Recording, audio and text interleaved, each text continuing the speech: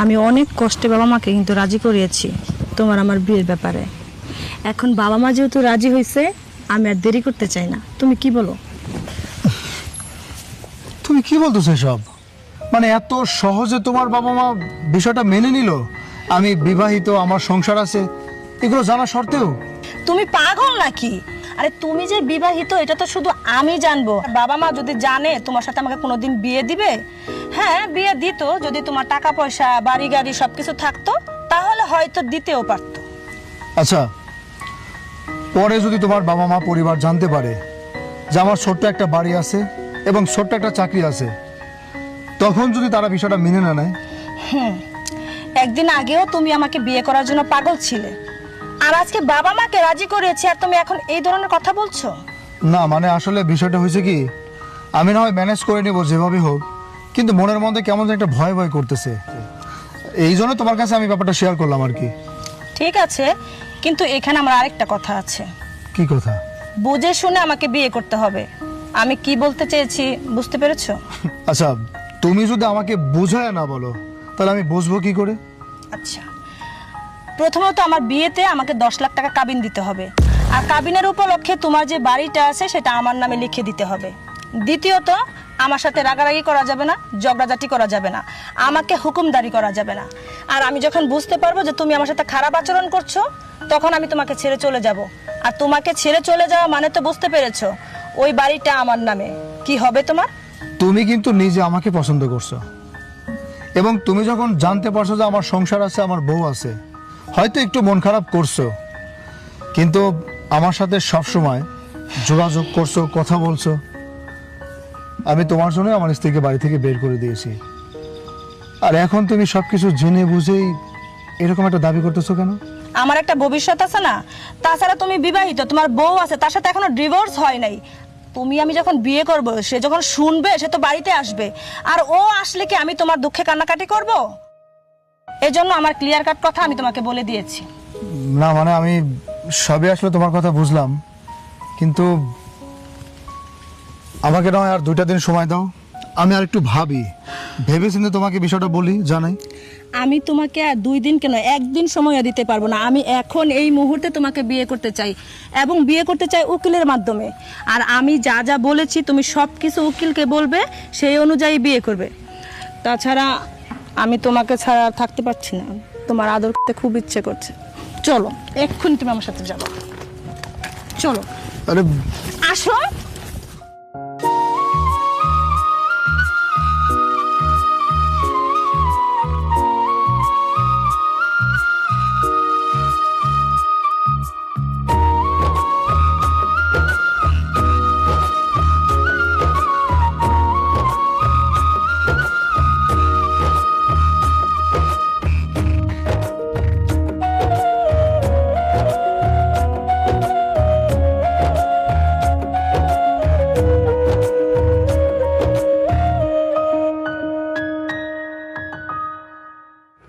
আর আপনি সেই আপা না, ওদিকে যে আমার দোকানে গেছিলেন বাকি চাইতে? হ ভাই, কিন্তু আমার টাকাটা তুই ভাই দিয়ে দিছিল। আরে না, ওই জন্য আমি বলি নাই। ব্যাপারটা হচ্ছে কি, লোনের উপর তো টাকা নিয়ে দোকানদারি করতেছি, অনেক বাকি যাইতেছে, এই জন্য মন মানুষের সাথে ভালো ছিল না, আপনার সাথে খারাপ ব্যবহার করছে, আমাকে মাফ করে দিন। না না, আপনি কেন শুধু শুধু ক্ষমা চাইতেছেন? আপনি শুধু আমার আর আমার স্বামীর জন্য দোয়া করেন, যেন আমরা 2 জনে মিল্লা সুখে শান্তিতে সংসারটা করতে পারি। আচ্ছা ঠিক আছে বা, সালাম আলাইকুম।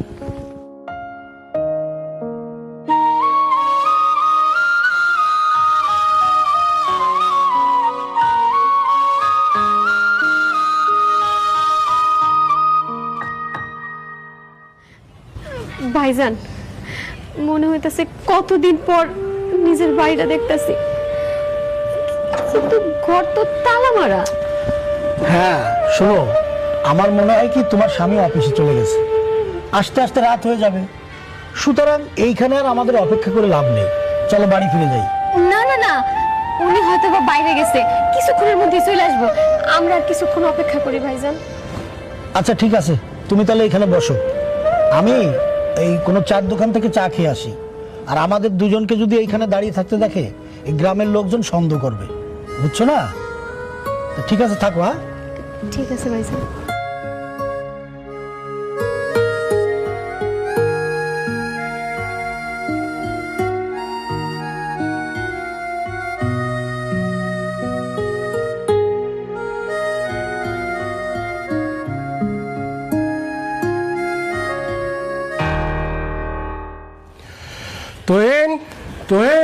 বাড়িতে আসাস?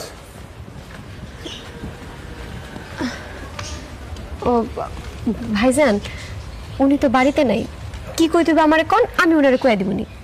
তোহিন বলছিল আমাদের সমিতি থেকে কিছু টাকা লোন নিবে, আমরা লোন দিতে রাজি হয়েছি, সেই কথাটা বলতে আসলাম। শুনে খুব খুশি হইলাম ভাই। আমার স্বামী নিজের মতো করে ব্যবসা করতে চায়, আপনারা টাকাটা দিলে উনি ওনার নিজের মতো করে ব্যবসা করতে পারবো, আমাকে খুব উপকার হইব। আমার স্বামী আসলে অবশ্যই আপনার কাছে যাইতে বলবো। আর আকাশ ভাই, আমাকে যেমনি হোক 50,000 টাকা ম্যানেজ করে দিলেই হইব। ঠিক আছে, তোহিন আসলে পাঠাই দিও, আমি চেষ্টা করব দেওয়ার জন্য। একটু তাড়াতাড়ি জানাইন ভাইয়া।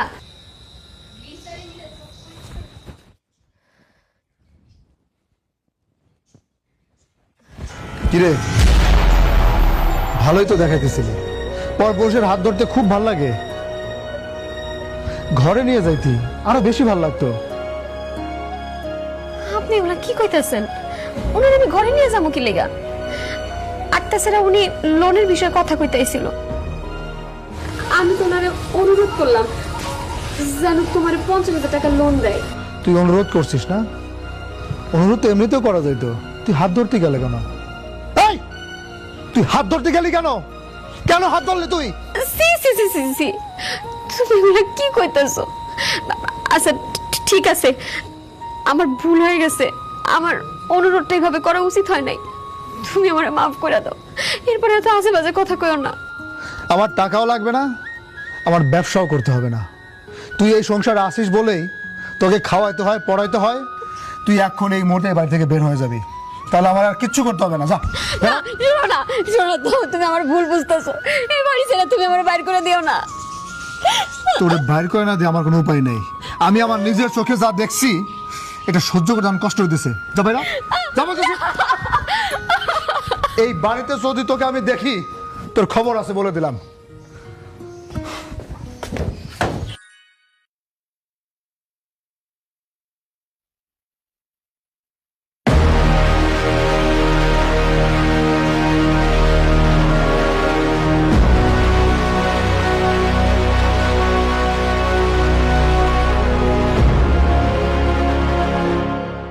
আমার বাড়িতে উনি, উনি কে? আর উনি এরকম বউ সেজে দাঁড়িয়ে আছে কেন? কার বউ? এই, আপনি কে? আপনি এই বাড়িতে বসে যাইছেন কেন? তুমি এই বাড়িতে কেন? আমি তোমাকে এই বাড়ি থেকে বের করে দিয়েছি। তোমাকে বের করে দিয়েছি, নতুন করে আবার বউ এই বাড়িতে নিয়ে আসছি। অতএব তুমি আসতে পারো। কি? এটা তুমি কি কইলা? আমি এই বাড়ি ছেড়ে যাবো? অসম্ভব, এটা আমার বাড়ি, এটা আমার ঘর। এই ঘর বাড়ি রেখে তো আমি কোথাও যাবো না। এটা আমার সংসার, আমি অনেক কষ্ট করে এই সংসারটা সাজাইছি। আমি এই সংসার ছেড়ে কোথাও যাবো না। তুমি তুমি এখন এই বাইরে বাড়ি থেকে বাইর করো। তোমার সংসার ছিল, আমি স্বীকার করছি তোমার সংসার ছিল, কিন্তু আজকের পর থেকে তোমার কোনো সংসার নেই। এই সংসার আজ থেকে ওর, এই সংসারে আমরা থাকবো। অতএব তুমি আসতে পারো। এই মায়ারে নিয়ে সংসার করবা?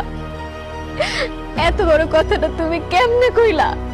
একটাবারও তোমার বুক কাঁপলো না? 3টা বছর এই সংসারটা আমি তিল তিল কইরা গইরা তুলছি, আর তুমি তুমি এতদিন পরে আমার এই কথা শুনাইতেছো? এই কথা শুনে রেখে আমার মরণ হলো না কিসের জন্য? আমার মতো তোমারে কেউ এত বেশি ভালোবাসতে পারবো না, কেউ এত মায়া করতে পারবো না। আমি এই বাড়ি ছেড়ে কোথাও যাবো না। এই বাড়ি ছেড়ে যদি যাইতে হয় তাহলে এই মাইয়া যাইব।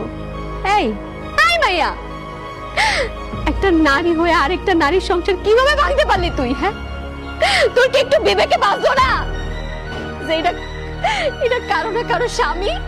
হ্যাঁ, তুই সব যাইরা শুইরা এত বড় পাপ কাজটা কেমনে করলি? এই ছোট লোকের বাচ্চা, এতিমের বাচ্চা, তোর মতো ছোট লোকের সংসার করার কোনো যোগ্যতা আছে? আমার বাবা আছে, আমার বাবার টাকা আছে, তোর কি আছে? আর তোর এত বড় সাহস, তুই আমারে ঝাড়ি দিয়া কথা বলস? শোনো, তোমার সাথে আমরা এত কথা বলতে চাচ্ছি না। আমি যেহেতু বিয়ে করে বাড়িতে বউ নিয়ে আসছি, তোমার তো চলে যাওয়া উচিত। তোমার তো আসলে লজ্জা শরম না, তুমি তো বেশরম একটা মহিলা। আর তুমি যদি না যাও, আমার এই হাত যদি তোমার গায়ে ওঠে, তোমাকে মারতে মারতে গ্রাম ছাড়া করবো, কথাটা মনে রেখো। আমি তোমার আবার অনুরোধ করে কইতাছি, তুমি আমার আল্লাহর ওয়াস্তে এই বাড়ি ছেড়ে চলে যেতে কইও না। আমি তোমারে ছাড়া বাঁচবো না। আমি তোমারে অনেক ভালোবাসি। এই সংসারে আমি তোমার পাশে কাউরে সহ্য করতে পারবো না, কাউরে না। যদি এই বাড়ি ছেড়ে যাইতে হয় তাহলে এই মায়া যাইবো, কারণ এই মায়ের আমি কোনোদিন মানতেই পারবো না তোমার পাশে। আমি তোমার পাশে সামান্য একটা কোলবালিশ সহ্য করতে পারি না, সেই জায়গা তুমি বিয়া করে নিয়ে এসে আমার কইতেছো মাইনে নিতে। এটা তো আমি কোনোদিনও মাইনে নিতে পারবো না। আমি একটা এতিম মানুষ। আমার এই দুনিয়াতে না আছে মা, না আছে বাপ, ভাই বোন কেউ নাই। আমার আছে বলতে একমাত্র তুমি, আর সেই তুমি বিয়া করে নিয়ে এসে আমার মাইনে নিতে কইতাছো। এইটা আমি কোনোদিনও মাইনে নিতে পারবো না। এই তুমি আমারে কি মনে করছো? আমারে কি তোমার মানুষ মনে হয় না? হ্যাঁ, ওরে এখন এই জায়গাতে চলে যাইতে কও, নাইলে কিন্তু আমি ওরে খুন করে ফেলবো। এই এই তুমি, এই তোমার কি হয়েছে? এত চিল্লাপাল্লা করছো কেন? না, ওরে আমি এই সংসার আইতে দিব না। ওরে এখনই চলে যেতে কও, নাইলে কিন্তু আমি ওরে খুন করে ফেলবো। ওর কত বড় সাহস, ও আমার সংসারে আমার স্বামীর ভাগীদার হইতে আইছে। না, এই আমি তো কিছুই বুঝতে পারছি না। আমি এখানে একা দাঁড়িয়ে আছি, কারে খুন করবা, কারে সংসারে ভাগি দিতে চাচ্ছ না, কি বলতেছো তুমি?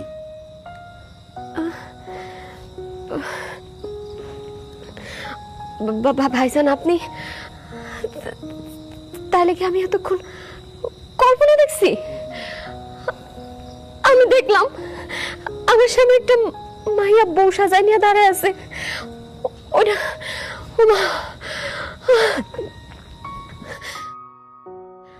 না, এটা হইতে পারে না। আমি এত বড় একটা খারাপ কল্পনা কিভাবে করলাম? আমি আমি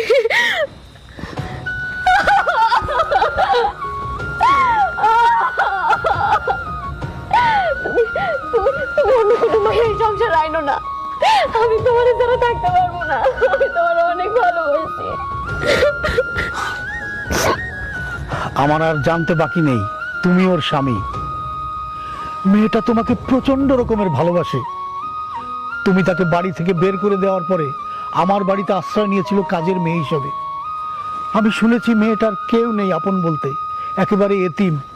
গত দুদিন এত কান্নাকাটি করেছে, আমি সহ্য করতে পারিনি।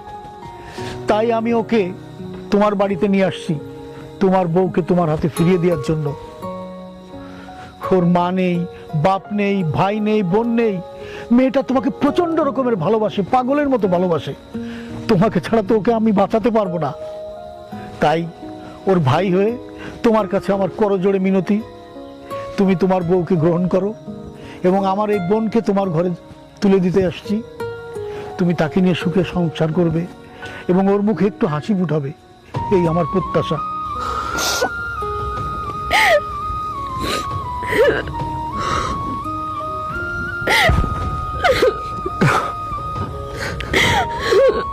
আমার স্ত্রী যখন এই বাড়ি থেকে চলে যায়, তখন আমি বুঝতে পারছি আমি তোমাকে ছাড়া কতটা শূন্য। বিশ্বাস করো, প্রতিটা মুহূর্তে আমার কষ্ট লাগছে, আমার খারাপ লাগছে। কষ্ট কি শুধু তোমার একা লাগছে? কষ্ট আমারও লাগছে। তুমি যদি এই বাড়িতে আজকে ফিরে না আসতে, আমি তোমাকে খোঁজার সময় একদম একদম পাগলের মতো হয়ে যেতাম। পাগলের মতো তোমার খুঁজতাম। আসলে আমি একটা অন্যায় করে ফেলছি, অনেক বড় অন্যায় করে ফেলছি যে এই বাড়ি থেকে আমি তোমাকে তাড়ায় দিছি। যে মানুষটা আমাকে ভালোবাসে, যে মানুষটা আমাকে ছাড়া কিচ্ছু বোঝে না, সেই মানুষটাকে আমি কিভাবে আমার বাড়ি থেকে তাড়িয়ে দিলাম। আমি আমি তোমাকে ছাড়া একদম বাঁচতে পারবো না। আমি তোমাকে ছাড়া খুবই অসহায়। বিশ্বাস করো, আমি কথা দিচ্ছি, আজকের পর থেকে আমি তোমার সাথে কোনো খারাপ ব্যবহার করবো না। আমি তোমাকে ধমক দিয়ে কথা বলবো না। আমি যা করছি ভুল করছি, তুমি আমার ক্ষমা করে দাও। না না না, তুমি কেন আমার কাছে ক্ষমা চাইতেছো? আমি তো তোমার সাথে থাকতেই পারবো না। আমি তোমার অনেক ভালোবাসি। আমিও তোমাকে খুব ভালোবাসি।